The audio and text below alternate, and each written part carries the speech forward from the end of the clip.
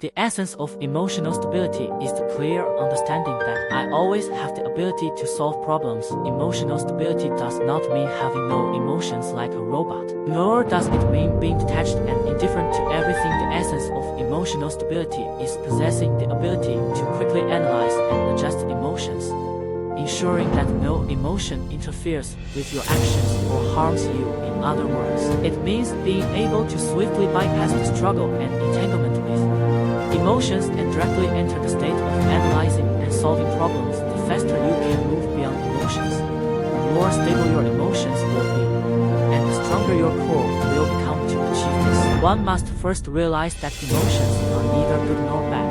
They are merely signals trying to remind us of what we are experiencing and what we need to face. When you feel emotions that affect your state, interfere with your work, or that you don't want to maintain for long, you need to establish a high-dimensional perspective by detaching from the emotions themselves and adopting a godlike viewpoint. Ask yourself why you are feeling this way. What is your motivation? What do you want to achieve through this emotion? Is there a better way to achieve it? To summarize, the method of dealing with any emotional problem can be broken down into 3 steps: awareness, understanding, and transformation. For example, if you stayed up late working on a project and your boss criticized your work in front of all your colleagues, saying it was rubbish, how would you react?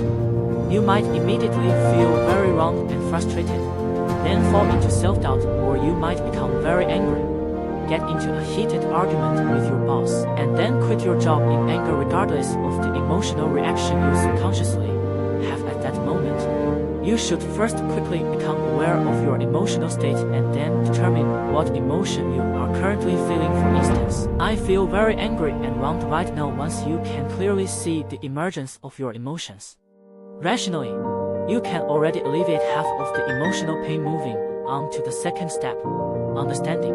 Ask yourself why you feel angry and wronged. Is it because your thoughtful plan was rejected and your value was not recognized? At this point, you begin to understand the motive behind your emotions. You actually want your efforts to be seen and your value to be recognized. You will then discover that there is often no necessary logical connection between your emotions and motivations. Does the boss thinking the plan is terrible mean that my ideas are entirely wrong? Can a single evaluation of my work deny my entire value as a person? You will likely conclude that someone's rejection or denial doesn't mean I'm incapable. It just means this particular effort didn't succeed by now. You have managed to free yourself from distressing emotions and can start the third step, transformation. Once you have clarified the motivation behind your emotions, which is to prove your value through work, you realize that being angry or feeling wrong is useless. The better method is to review and reflect why did my plan succeed. What aspects did not meet the boss's expectations? How can I optimize and iterate next time? You see it? By establishing such a high-dimensional perspective, you gain the ability to see, analyze, and manage your emotions. By habituating this way of thinking, you can achieve true emotional stability. Otherwise, your emotions are like a random blind box opened by your brain. You cannot control your emotional experiences, leaving yourself at the mercy of emotions, falling into the pain of internal conflict. Therefore, resolving emotional turmoil is not about fighting against emotions themselves, but deliberately practicing the ability to recognize and dissect emotions. Before you have fully mastered this thinking habit, I suggest writing a mood journal to help you organize your thoughts, see your motivations, and resolve emotions. Follow the 3 steps of awareness, understanding, and transformation, writing down your insights about emotions, word by word.